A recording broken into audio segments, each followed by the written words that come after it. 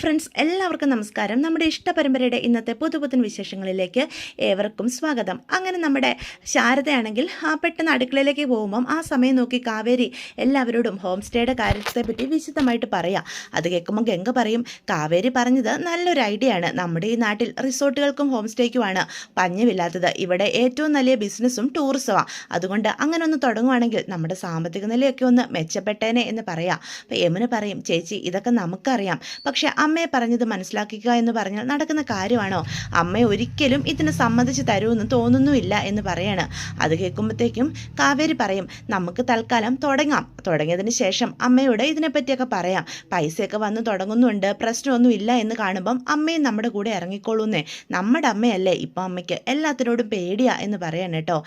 ഇന്ന് ഇവിടെ തയ്ക്കാൻ വന്ന സിന്ധു ചേച്ചിയില്ലേ, ആ ചേച്ചിയൊക്കെ ഇങ്ങനെ ചെറിയൊരു മുറിയിൽ നിന്ന് ഹോം സ്റ്റേ ആയിട്ട് തുടങ്ങിയവരാ. ഇപ്പം കണ്ടില്ലേ നല്ല രീതിയിലാണ് അവർ ജീവിക്കുന്നത്. അവർക്കിപ്പം എത്ര റിസോർട്ടുകളാണ്. അങ്ങനെയാ ഈ നാട്ടിലുള്ള എല്ലാവരും വളർന്നു വന്നത്. അപ്പം കാവേരി പറയും, ടീ കപ്പ് റിസോർട്ടും അങ്ങനെ വളർന്നു വന്നതാ. ഈ നാട്ടിലെ ഏറ്റവും വലിയ റിസോർട്ടല്ലേ ടീ കപ്പ് റിസോർട്ട്. പക്ഷേ അവർ തുടങ്ങിയതേ ഒരു ഒറ്റമുറിയിൽ നിന്നാണത്രേ. ഇന്ന് എല്ലാത്തിനെ പറ്റി ഞാൻ അന്വേഷിച്ചു, അങ്ങനെയല്ലേ എൻ്റെ മനസ്സിൽ ഇങ്ങനെ ഒരു ഐഡിയ ഉണ്ടായതെന്ന് പറയണേ. പെട്ടെന്ന് നമ്മുടെ നിളക്കുട്ടി പറയും, എങ്കിൽ ഞാൻ അമ്മയും കൂടി വിളിച്ചിട്ട് വരാം.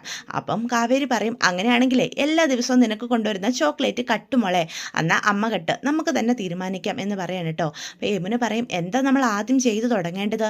ആദ്യം നമ്മൾ ഏതെങ്കിലും 2 മുറി വൃത്തിയാക്കി എടുക്കണം. ഇവിടെ എത്ര മുറികളാണ് വേണ്ടത് കിടക്കുന്നത്? നമ്മുടെ വീടാണെങ്കിൽ അത്യാവശ്യം സൗകര്യമുള്ള വീടുവാ. ആദ്യം മുറികൾ അടിപൊളിയാക്കി വൃത്തിയാക്കി ഗസ്റ്റുകളെ ആകർഷിക്കുന്ന രീതിയിൽ നമ്മൾ മാറ്റിയെടുക്കണം. അതിനുശേഷമല്ലേ ബാക്കി കാര്യങ്ങൾ എന്ന് പറയാം. ശബ്ദം ഉണ്ടാക്കാതെ വേണം ഇതൊക്കെ ചെയ്യാൻ. അമ്മ എഴുന്നേറ്റ് വന്നാലേ എല്ലാം പൊളിയും എന്ന് പറയണം കേട്ടോ. അപ്പം നമ്മുടെ ശാരദ ഉറങ്ങാൻ പോവുകയാണെന്നും പറഞ്ഞ് അവരോട് ഇടയ്ക്ക് വന്ന് പറഞ്ഞിട്ട് പോകുന്നുണ്ട്. അപ്പോൾ ഈ കാര്യങ്ങളൊന്നും ശാരദയോട് ഇവർ പറയുന്നില്ല. അപ്പോൾ അവർ കഴിച്ച ടേബിളൊക്കെ വൃത്തിയാക്കി ഇടണമെന്ന് മക്കളെ ഏൽപ്പിച്ചിട്ടാണ് ശാരദ കിടക്കാനായിട്ട് പോകുന്നത്. അങ്ങനെ എല്ലാവരും കൂടി റൂം വൃത്തിയാക്കാനായിട്ട് 2 റൂമുകൾ തപ്പി പോവാണ് കേട്ടോ. 2 റൂമുകൾ അവർ കണ്ടെത്തും. ആ റൂമിലെല്ലാം വേണ്ടാത്ത സാധനങ്ങളെല്ലാം വലിച്ചു വാരിയിട്ട് ഒട്ടും വൃത്തിയില്ലാതെ കിടക്കുക. കാവേരി പറയും, ഈ റൂമുകൾ വേണം നമ്മൾ വൃത്തിയാക്കി എടുക്കാൻ. ഇത് വലിയൊരു ടാസ്ക് തന്നെ എന്ന് പറയണേ. അപ്പോൾ റൂമിൻ്റെ കോലം കാണുന്ന നിളക്കുട്ടിക്ക് ആദ്യം തന്നെ മടുപ്പ് തോന്നുക. അപ്പം നിള പറയും, അങ്ങനെയാണെങ്കിൽ ചേച്ചി നാളെ എനിക്ക് സ്കൂളിൽ പോവേണ്ടതല്ലേ, നേരത്തെ പോവുകയും വേണം, ഞാൻ എന്നാൽ പോയി കിടന്നോട്ടെ എന്ന് പറയാം. അപ്പം ഗംഗ ചോദിക്കും, ഇത്രയും നേരമില്ലാത്ത ഉറക്കം വരവ് നിനക്ക് പെട്ടെന്ന് വന്നോടി എന്ന് ചോദിക്കുക. അത് പിന്നെ ഗംഗച്ചിയല്ലേ ഈടെ പറഞ്ഞത്, നന്നായിട്ട് പഠിക്കണം, പഠിച്ചാൽ മാത്രമേ നമ്മൾ രക്ഷപ്പെടുകയുള്ളൂ എന്ന്. അതുകൊണ്ട് പഠിക്കാൻ തീരുമാനിച്ചു. ഞാൻ നന്നായിട്ട് ക്ലാസ്സിൽ ശ്രദ്ധിച്ചിരിക്കണമെങ്കിലേ ഇപ്പം ഞാൻ നന്നായി കിടന്നുറങ്ങണം, എങ്കിലേ എനിക്ക് നാളെ ശ്രദ്ധയോടുകൂടി പഠിക്കാൻ പറ്റുള്ളൂ. എന്താണെന്നറിയില്ല, ഭയങ്കര ക്ഷീണം, ഞാനെന്നാൽ പോയി ഉറങ്ങട്ടെ എന്ന് പറയാണ് കേട്ടോ. അപ്പോൾ യമുന പറയും, അങ്ങനെയാണോ, എങ്കിൽ ചേച്ചി മോളെ ഒരു റൂം കാണിച്ചു തരാം, ആ റൂമിൽ പോയി മോൾ കിടന്നാൽ മതി. അതെന്തിനാ വേറെ റൂം? ഞാൻ ഒരുമിച്ച് നമ്മൾ കിടക്കുന്ന നമ്മുടെ റൂമിൽ പോയി കിടന്നാൽ പോരെ എന്ന് നില ചോദിക്കുകയാണേ.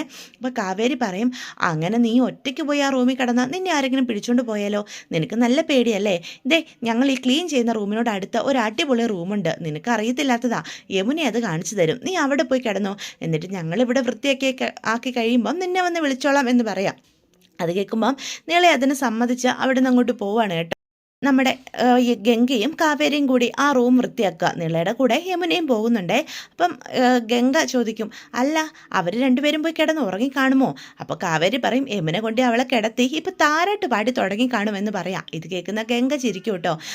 ചേച്ചി ഈ റൂം വേണം നമ്മൾ വൃത്തിയാക്കി എടുക്കാം, നല്ല പണിയാ, അപ്പിടി പൊടി പിടിച്ച് കിടക്കുക. ആദ്യം നമുക്ക് പൊടിയൊക്കെ ക്ലീൻ ചെയ്യാം, അതിനുശേഷം ഇതിൽ വേണ്ടാത്ത സാധനങ്ങളൊക്കെ മാറ്റാം, അതിനുശേഷം ബെഡൊക്കെ ഇട്ട് അടിപൊളിയാക്കാം പോരെ എന്ന് ഗംഗ ചോദിക്കുക. അങ്ങനെ മതി, ഇപ്പം തുടങ്ങിയാലേ നമുക്ക് നേരം വെളുക്കുമ്പോഴേക്കെങ്കിലും പണി തീർക്കാൻ പറ്റുള്ളൂ എന്ന് പറയണം കേട്ടോ. ഇതേ സമയം നമ്മുടെ യമുന നിളയും കൂട്ടിക്കൊണ്ട് അവർക്ക് ക്ലീൻ ചെയ്യാനുള്ള അടുത്ത റൂമിലേക്കാണ് കൊണ്ടുപോകുന്നത്. ഇതെന്താ ചേച്ചി എന്നെ ഈ റൂമിലേക്ക് കൊണ്ടുവന്നത്? എടി മോളെ, നിൻ്റെ അടവൊക്കെ ഞങ്ങൾക്ക് മനസ്സിലായി, പണി ചെയ്യാതിരിക്കാനായിട്ടല്ലേടി നീ കയറി കിടക്കാൻ പോയത്, അത് 8 നില പൊളിഞ്ഞു എന്നങ്ങ് കരുതിക്കോ. മര്യാദയ്ക്ക് ഈ മുറി നീ ക്ലീൻ ചെയ്തോ. നന്നായിട്ടായിരുന്നെങ്കിൽ നമ്മൾ എല്ലാവരോട് ചേർന്ന് 2 മുറിയും ക്ലീൻ ചെയ്തേനെ. ഇതിപ്പം മോക്ക് മാത്രം രക്ഷപ്പെടണം, അങ്ങനെ ഇപ്പം നീ മാത്രം സുഖിക്കണ്ടടി. അതുകൊണ്ട് എൻ്റെ നിളക്കുട്ടി ഈ റൂം ഒറ്റയ്ക്ക് ക്ലീൻ ചെയ്യുക, ചേച്ചിമാർ 3 പേരും കൂടി ആ റൂം ക്ലീൻ ചെയ്തിട്ട് ഇങ്ങോട്ട് വരാം. അയ്യോ ചേച്ചി എന്നെ ഇട്ടിട്ട് പോവല്ലേ, ഞാൻ വെറുതെ പറഞ്ഞതല്ലേ, എനിക്ക് ക്ലീൻ ചെയ്യാൻ ഒരു മടിയില്ല, അതെനിക്ക് നന്നായിട്ട് അറിയാലോ എന്ന് പറയണം കേട്ടോ. അങ്ങനെ യമുനയും നിളയും കൂടി ആ റൂം വൃത്തിയാക്കുക. ഇതേ സമയം നമ്മുടെ കാവേരിയും ഗംഗയും കൂടി അവർ വൃത്തിയാക്കിക്കൊണ്ടിരുന്ന റൂമൊക്കെ അടിപൊളിയാക്കി ബെഡൊക്കെ എടുത്തിട്ട് ബെഡ്ഷീറ്റൊക്കെ വിരിച്ച് സുന്ദരിയാക്കും കേട്ടോ. അപ്പോൾ ഗംഗ ചോദിക്കും, ഇപ്പം നമ്മുടെ റൂം അടിപൊളി ആയില്ലേടി എന്ന് ചോദിക്കുക. റൂം വൃത്തിയൊക്കെ ആയി, പക്ഷെ എന്തൊക്കെയോ കുറവുണ്ട് ഗംഗേച്ചി എന്ന് പറയാം. ഇനി എന്ത് കുറവാ? അതാ ഞാനും ആലോചിക്കുന്നത്. എന്തോ ഒരു കുറവുണ്ട്.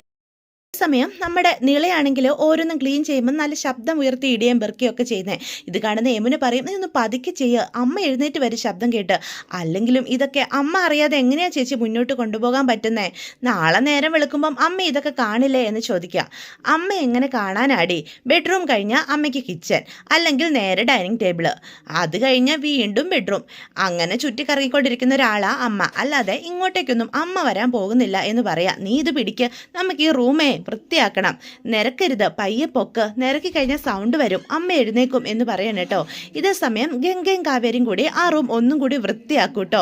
എന്നിട്ട് കാവേരി ആണെങ്കിൽ അവിടെ കുറേ സാധനങ്ങളൊക്കെ കൊണ്ട് വെക്കും. എന്നിട്ട് ഗംഗയോട് ചോദിക്കും, ഇപ്പം എങ്ങനെയുണ്ട് ഗംഗേച്ചി, ഇപ്പം ഈ റൂം അടിപൊളിയായില്ലേ എന്ന് ചോദിക്കുക. ആ, ഇപ്പം സെറ്റപ്പായി.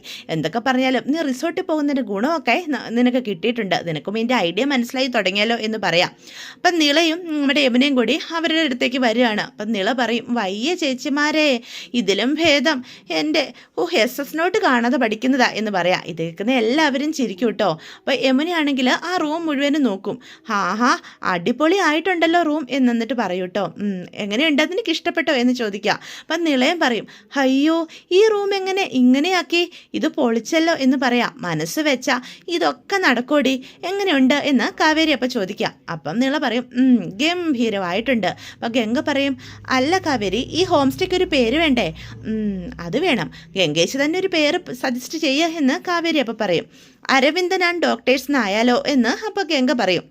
അപ്പോൾ യമുന പറയും, അരവിന്ദൻ ആൻഡ് സൺസ് എന്നൊക്കെയല്ലേ സാധാരണ പറയുള്ളൂ.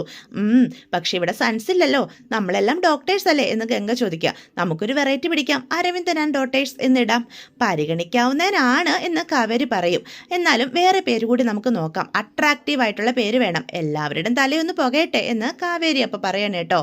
അപ്പം യമുനയും പറയും, അത് നേരാ. അപ്പം നിളയും ചിന്തിക്കും കേട്ടോ. അങ്ങനെയാണെങ്കിൽ ഇനി വേറെ എന്ത് പേരാ ഇടാ എന്നും പറഞ്ഞ് ഒരു പേരിനുള്ള സെർച്ചിങ്ങിലാണ് അവർ. അപ്പോൾ പെട്ടെന്ന് യമുന ചോദിക്കും, അല്ല നമുക്ക് പരസ്യമൊക്കെ ചെയ്യണ്ടേ, നമ്മുടെ ഈ ഹോം സ്റ്റേ പറ്റി 4 ആൾ അറിയണ്ടേ എന്ന് ചോദിക്കാം. അതിനല്ലേ ഈ കാവേരി എന്ന് പറഞ്ഞ് കാവേരി ഒരു മൈക്കെടുത്ത് സംസാരിക്കുന്ന പോലെ നിന്നങ്ങ് സംസാരിക്കാം. കുറഞ്ഞ ചിലവിൽ പുഷ്പവാടിയുടെ മടിത്തട്ടിൽ ഒരുങ്ങുന്ന ഈ ഹോം സ്റ്റേയുടെ ജാലകങ്ങൾ തുറന്നിട്ടാൽ പ്രകൃതി രമണീയമായ കാഴ്ചകൾ നിങ്ങൾക്ക് മുന്നിൽ വെളിവാകും. ഒപ്പം കിളികൾ ഒച്ചകളും കളകൂജനുകളും നിങ്ങൾക്ക് കേൾക്കാവുന്നതാണ് എന്ന് പറയാം. ഇത് കേൾക്കുന്ന ഗംഗ പറയും, ഈ കളകൂജനങ്ങളൊക്കെ എവിടെ? എൻ്റെ പൊന്നു ചേച്ചി, ഇത് രാത്രിയല്ലേ, അതുകൊണ്ടാണ് ഇതൊന്നും കേൾക്കാത്തത്. രാവിലെ ജനൽ തുറന്നാൽ ഇതൊക്കെ കേൾക്കാം. ടാക്സ് ഒന്നും അടയ്ക്കണ്ടല്ലോ, പ്രകൃതി രമണീയത അവർക്ക് താനെ കിട്ടിക്കോളും എന്ന് പറയാം. എൻ്റെ പൊന്നു കാവേരി, നിന്നെ നമിച്ചിരിക്കുന്നു. നിങ്ങൾ ആഗ്രഹിക്കുന്ന ഭക്ഷണം, ആഗ്രഹിക്കുന്ന ഇടങ്ങളിലേക്കുള്ള യാത്രകൾ, വിനോദ പരിപാടികൾ എല്ലാം ഇവിടെ ലഭിക്കും എന്ന് കാവേരി വീണ്ടും പറയാം. ഒപ്പം മനസ്സിന് ഇഷ്ടപ്പെട്ട സംഗീതം, നൃത്തം എല്ലാം ലൈവ്. നിക്ക് പറഞ്ഞ് നീ എങ്ങോട്ടാ എൻ്റെ കാവേരി പോകുന്നേ എന്ന് ഗംഗ ചോദിക്കും. നൃത്തവും സംഗീതമൊക്കെ ലൈവായിട്ട് ആര് കൊടുക്കും? നമ്മൾ 4 പെണ്ണുങ്ങളല്ലേ ചേച്ചി, പറ്റുന്ന പോലെയൊക്കെ നമുക്ക് ശ്രമിച്ചു നോക്കാം എന്ന് കാവേരി പറയാം. നമ്മളോ? നീ എന്താ ഈ പറയുന്നേ? എൻ്റെ പൊന്നു ഗംഗേച്ചി, പിച്ചക്കാരായ നമ്മൾ കോടീശ്വരന്മാരാകുന്ന കാര്യമല്ലേ, ഒന്ന് ചിന്തിച്ച് നോക്ക് എന്ന് പറയാം. അപ്പം യമുന പറയും, നമ്മൾ റൂമിന് എത്ര രൂപ വെച്ച് ചാർജ് ചെയ്യുന്ന ചേച്ചി എന്ന് ചോദിക്കാൻ കേട്ടോ. അത് ചാർജ് ചെയ്യുന്ന കാര്യം ഒരു 3000 ഒക്കെ നമുക്ക് വാങ്ങിക്കാം എന്ന് കാവേരി പറയും. ആരും കണ്ണടിച്ച് തരും, അതിനുള്ളതുണ്ട് നമ്മുടെ റൂം. അപ്പം ഗംഗ ഓരോ കാര്യങ്ങൾ ചിന്തിക്കുക. 2 റൂമും കൂടി ബുക്കിംഗ് പോയാൽ 6000 രൂപ, എന്നാലും ഒരു മാസം കൊണ്ട് 2 ലക്ഷം എത്തില്ലല്ലോടി എന്ന് ഗംഗ ചോദിക്കുക. ഇത് വെച്ചാണോ നമ്മൾ കോടീശ്വരന്മാരാകുന്നതെന്ന് നീ പറയുന്നത്? ഓ, അങ്ങനെയൊക്കെ ഉണ്ടല്ലേ. കോടീശ്വരന്മാർ നമുക്ക് പതിയെ ആകാം ചേച്ചി. നമുക്ക് ഒരു മാസം ജീവിക്കാൻ 1.5 ലക്ഷം രൂപയൊക്കെ വേണോ ചേച്ചി എന്ന് അപ്പം കാവേരി ചോദിക്കാം. ചേച്ചി ഇപ്പം തയ്ക്കുന്നത് പോലെ തന്നെ തയ്ച്ചോ. ഞാൻ രാജേശ്വരി മേഡത്തിൻ്റെ റിസോർട്ടിൽ ജോലി വിടുകയും ഇല്ല, അതുകൊണ്ടൊക്കെ ഇവിടുത്തെ പഠിപ്പും ചെലവും ഒക്കെയൊക്കെ നടന്നു പൊയ്ക്കോളും. പിന്നെ നമുക്ക് ഇവിടെ നിന്ന് കിട്ടുന്ന കാശ് സേവിങ്സ് ആയിട്ട് വെക്കാം. എങ്ങനെയുണ്ട്? ഹോം സ്റ്റേയിൽ നിന്ന് നമുക്ക് കിട്ടുന്ന സേവിങ്സ് വെച്ച് നമുക്ക് അതുമായിട്ട് ബന്ധപ്പെട്ട് ഓരോരോ ബിസിനസ് തുടങ്ങാം, സൂപ്പർ മാർക്കറ്റ്, അങ്ങനെയുള്ള കാര്യങ്ങളൊക്കെ. അത് കേട്ട് നിള പറയും, അല്ല ചേച്ചി, അമ്മയെ അറിയിക്കണ്ടേ? തൽക്കാലം അമ്മയൊക്കെ അറിയിക്കണ്ട. പ്ലാനൊക്കെ നമ്മുടെ, പണമൊക്കെ അമ്മയ്ക്ക്. അങ്ങനെ ആയിരിക്കണം. താനൊരു കോടീശ്വരിയാകുന്ന വിവരം അറിയാതെ പാവ സമാധാനത്തോടെ ഉറങ്ങിക്കോട്ടെ എന്ന് കാവേരി പറയാം. അല്ലെങ്കിലേ ഉറക്കം കൂടി പോയി കിട്ടും, അല്ലെങ്കിലേ ടെൻഷൻകാരിയാ എന്ന് കാവേരി പറയണം കേട്ടോ. അങ്ങനെ വരുന്ന നല്ല നാളെയും സ്വപ്നം കൊണ്ട് അവർ സഹോദരിമാരെല്ലാവരും കൂടി സന്തോഷത്തോടെ ഉറങ്ങാൻ കിടക്കുകയാണേ. ഇതേ സമയം രാവിലെ തന്നെ ശാരദ ഇക്കാര്യം എങ്ങനെ അറിയിക്കുമെന്നറിയാതെ ചിന്തിച്ചിരിക്കുകയാണ് കാവേരി. ഗംഗ ചോദിക്കും, രാവിലെ കാപ്പിക്ക് എന്താ അമ്മ ഉണ്ടാക്കുന്നേ? അത് കേൾക്കുന്ന യമുന പറയും, വെറുതെ ചിരിപ്പിക്കല്ല ഗംഗേച്ചി, ഇന്നലെ രാത്രി അമ്മ ഇഡ്ഡലിക്കോ ദോശയ്ക്കോ മാവ് അരച്ച് വെച്ചിട്ടുണ്ടാവും, അത് വെച്ച് ഇനി ബിരിയാണി ഉണ്ടാക്കാൻ പറ്റുമോ എന്ന് യമുന കളിയാക്കി ചോദിക്കും കേട്ടോ. അമ്മ എന്നും വെറൈറ്റി ഫുഡ് തരുന്നില്ലേടി, ഒരു ദിവസം ഇഡ്ഡലി ആണെങ്കിൽ മറ്റേ ദിവസം ദോശ, വീണ്ടും ഇഡ്ഡലി എന്ന് കാവേരി അപ്പം പറയും. രാത്രി ഫുൾ വെറൈറ്റിയാ, ഒരു ദിവസം ചപ്പാത്തി സാമ്പാറും, അടുത്ത ദിവസം സാമ്പാറും ചപ്പാത്തിയും, അങ്ങനെ അമ്മ വെറൈറ്റിയോട് വെറൈറ്റിയില്ല നമുക്ക് ഉണ്ടാക്കി തരുന്നത് എന്ന് പറയണം കേട്ടോ. ഇന്നലെ ഇവിടുത്തെ റേഷൻ കാർഡിൽ നിന്ന് ഇവളുടെ പേര് വെട്ടണമെന്ന് ഞാൻ വിചാരിച്ചതാ, എന്നു മുതൽ നിന്റെ ഇവിടുത്തെ ഇഡ്ഡലിയും ചപ്പാത്തിയും ഒക്കെ കട്ട് എന്ന് കാവേരിയെ നോക്കി പറയും. അപ്പം കാവേരി പറയും, നോ പ്രോബ്ലം. അപ്പം ചേച്ചിക്ക് പിന്നെ ടീ കപ്പിലെ ചൈനീസ് ഫുഡും ചിക്കൻ ഫുഡും ഒക്കെ കിട്ടുമല്ലോ അല്ലേ എന്ന് യമുന ചോദിക്കും. വൈ നോട്ട്, അതൊക്കെ കിട്ടും. നീ ഇവിടെ ഇരുന്ന് അമ്മയുണ്ടാക്കിയ ഉണക്ക ദോശയും ചമ്മന്തിയും കൂട്ടി അടയ്ക്കുക, ഞാൻ അവിടെ പോയി അടിപൊളി ഫുഡ് കഴിച്ചോളാം. ഉച്ചയ്ക്കും വൈകിട്ടും ഒക്കെ അവിടുന്ന് ഭക്ഷണം, രാവിലെ നിന്ന് നിനക്ക് അവിടെ പോയി കഴിക്കാൻ നാണമാവില്ലേടി എന്ന് അപ്പം ശാരദ ചോദിക്കുക. ഇവിടുന്നൊന്നും തരില്ല എന്ന് വിചാരിക്കും അവർ. അമ്മേ, ഇതൊക്കെ മണി മാനേജ്മെൻറ്റിൻ്റെ ഭാഗമാണമ്മേ എന്ന് പറയാം. ജോലിക്ക് ജോയിൻ ചെയ്യുമ്പം വെറും 30,000 രൂപയാണ് ഞാൻ രാജേശ്വരിയോട് ചോദിച്ചത്, ജസ്റ്റ് 30,000. എന്നിട്ട് എന്തുണ്ടായി? എന്നിട്ട് അവർക്കത് തരാൻ കഴിയത്തില്ല. ഒരു മാസം നീളുന്ന എൻ്റെ വില പിടിച്ച സേവനത്തിൻ്റെ ഫലമാണെന്ന് ഓർക്കണം. എന്നിട്ട് അവരെനിക്ക് തന്നതോ 20,000 രൂപ, തുച്ഛമായ 20,000 രൂപ.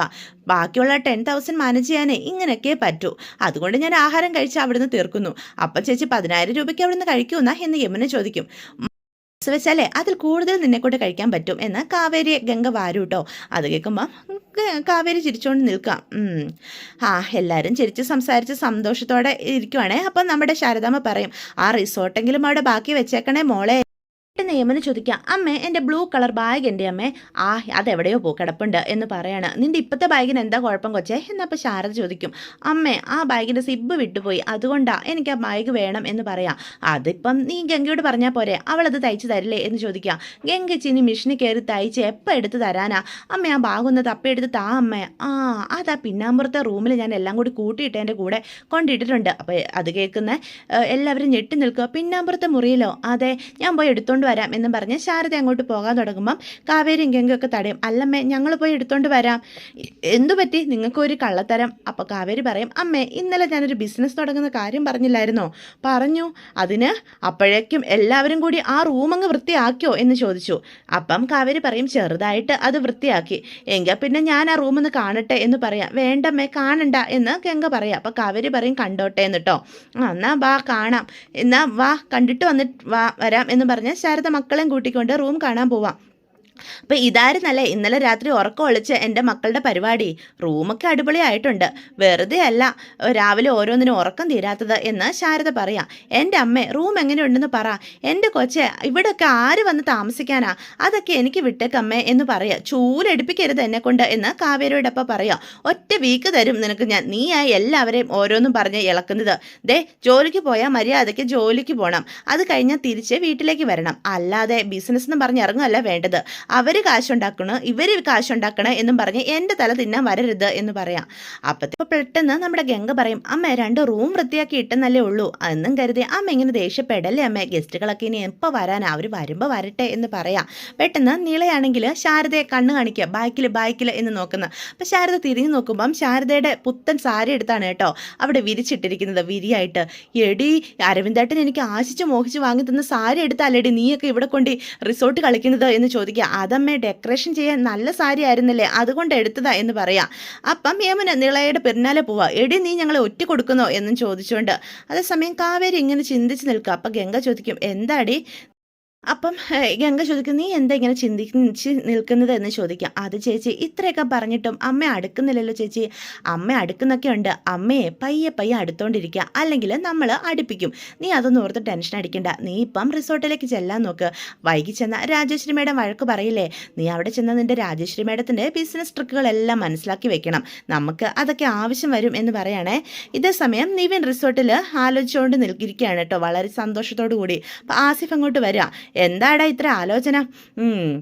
നീ എന്താ മനസ്സ് ചിന്തിച്ചതെന്നൊക്കെ എനിക്ക് മനസ്സിലായി. എന്താടാ, കാവേരി ഇവിടെ റിസപ്ഷൻ ലിസ്റ്റാക്കി ഒരു ലവ് ട്രാക്ക് ഡെവലപ്പ് ചെയ്യാന്നല്ലേടാ നീ ആലോചിച്ചുകൊണ്ടിരുന്നത് എന്ന് ചോദിക്കുക. എനിക്ക് മനസ്സിലായടാ, ആ ട്രാക്കെല്ലാം കൂടി അറബിക്കടലിൽ പൊളിഞ്ഞു വീഴാൻ പോവാ എന്ന് ആസിഫ് പറയും. നീ കാര്യം തെളിച്ച് പറയടാ, എന്താ കാര്യം? അതെ, ആൻറ്റി അവിടെ കാവേരിയെ ക്രോസ് വിസ്താരം ചെയ്തുകൊണ്ടിരിക്കുക. എന്തിന് എന്ന് ചോദിക്കുക. ഇത്രയും നാളും ജോലി ചെയ്തതല്ലേ, റിസോർട്ട് നടത്തിപ്പ് സംബന്ധിച്ച് A to Z കാര്യങ്ങൾ കാവേരിയോട് ചോദിച്ചുകൊണ്ടിരിക്കുക. മറുപടി പറഞ്ഞില്ലെങ്കിലേ ഇന്നത്തോടു കൂടി എല്ലാം അവസാനിക്കും. എങ്ങനെയാ ആ പാവം പിടിച്ച പെണ്ണിനെ ജോലി ചെയ്യാൻ ഇവിടെ ചിലർ അനുവദിക്കില്ലല്ലോ. അതിന്റെ പിന്നാലെ ഹൃദയവും കൈ പിടിച്ച് നടക്കുകയല്ലേ, അതുകൊണ്ട് അതിന് ജോലി ചെയ്യാൻ പറ്റുന്നില്ല. ഇന്ന് അതിന്റെ ജോലി മിക്കവാറും പോയതാ എന്ന് ആസ്വി പറയൂട്ടോ. അത് കേൾക്കുന്ന നിവിന് ആകെ സങ്കടം വരുമോ. ഈശ്വര, കാവേരി ഫെയിലാവോ അമ്മയുടെ ഈ ക്രോസ് വിസ്താരത്തിൽ എന്ന് ചിന്തിക്കുക. ഇതേ സമയം നമ്മുടെ രാജേശ്വരി കാവേരിയുടെ അടുത്തിരുന്ന് ഓരോ കാര്യങ്ങളൊക്കെ ചോദിക്കുക. അല്ല കാവേരി, ഇന്നിവിടെ എത്ര ഗസ്റ്റ് ഉണ്ട് എന്ന് ചോദിക്കുമ്പം 23 ഗസ്റ്റുകളുണ്ട് എന്ന് പറയാം. 26 അല്ലേ എന്ന് അപ്പം രാജേശ്വരി ചോദിക്കുക. ആയിരുന്നു മേഡം, അതിലിപ്പം 3 പേരുള്ള ഒരു ഫാമിലി വെക്കേറ്റ് ചെയ്തു പോയി എന്ന് കാവേരി അപ്പം മറുപടി കൊടുക്കുകയാണ് കേട്ടോ. അപ്പോൾ കാവേരിയും രാജേശ്വരിയും തമ്മിലുള്ള ഈ സംഭാഷണം ഒളിച്ചു നിന്ന് കേൾക്കാനായിട്ട് നമ്മുടെ നിവിനും ആസിഫും കൂടി വരിക. ഏത് റൂം? അപ്പം കാവേരി പറയും, റൂം നമ്പർ 303 മേഡം. അത് സ്യൂട്ട് റൂം അല്ലേ? അല്ല മേഡം, അത് ഡീലക്സ് റൂമാന്ന് പറയും. എല്ലാവർക്കും ബ്രേക്ക്ഫാസ്റ്റ് റെഡിയാണ് എന്ന് ചോദിക്കും. അതെ മേഡം, ബ്രേക്ക്ഫാസ്റ്റ് റെഡിയാണ്. ബ്രേക്ക്ഫാസ്റ്റ് കോംപ്ലിമെൻ്ററി ആണല്ലോ, എന്നിട്ടും 15 പേർക്കേ പ്രിപ്പയർ ചെയ്തിട്ടുള്ളൂ എന്ന് ചോദിക്കാം. ബാക്കിയുള്ളവർ പുറത്തുനിന്ന് കഴിക്കുമെന്നാണ് പറഞ്ഞിട്ടുള്ളത്. അതിൽ 10 പേർക്ക് വെജിറ്റേറിയൻ, ബാക്കി നോൺ വെജിറ്റേറിയൻ. അങ്ങനെ എല്ലാ കാര്യങ്ങളും കൃത്യമായിട്ട് കാവേരി പറയുകയാണ് കേട്ടോ. ഇതെല്ലാം കറക്റ്റാണല്ലോ എന്ന് നിവിൻ പറയാം. നിക്ക് മോനെ നിക്ക്, പണിയൊന്നും ആയിട്ടില്ല, ഇനിയാണ് പണി കൊടുക്കാൻ പോകുന്നത്. നിൻ്റെ അമ്മയെപ്പറ്റി നിനക്കറിയില്ലെങ്കിലും എനിക്കറിയാം. കഴിഞ്ഞ മാസത്തെ വരവ് ചിലവ് കണക്കുകളൊക്കെ നോക്കിയോ എന്ന് രാജേശ്വരി അപ്പ ചോദിക്കും. പരിശോധിച്ചു മേഡം എന്ന് കാവേരി പറയും. ഇപ്പം കണ്ടോ നീ എന്നും പറഞ്ഞ് ആസിഫ് കാണിച്ചു കൊടുക്കുക. ദേ ഇതെല്ലാം ലാസ്റ്റ് മന്തിലെ വരവ് ചിലവ് കണക്കുകളാ എന്ന് പറഞ്ഞ് കാവേരി കാണിച്ചു കൊടുക്കുക. എല്ലാം കൃത്യമല്ലേ എന്ന് ചോദിക്കുക. അല്ല മേഡം എന്ന് കാവേരി പറയാം. ദേ പിടിച്ചു നീ കണ്ടോ മോനെ ഇപ്പം എന്ന് വെച്ചാൽ ഒരു 5000 രൂപയുടെ കുറവുണ്ട് എന്ന് കാവേരി പറയാണ്. എവിടെ? അപ്പം ഒരു നോട്ട് എടുത്ത് എല്ലാം കാണിച്ചു കൊടുക്കുക. ഇത് ആസിഫ് എടുത്തതാ മേഡം, ഞാൻ ചോദിച്ചപ്പോൾ കൃത്യമായിട്ടൊന്നും പറഞ്ഞില്ല എന്ന് പറയാം.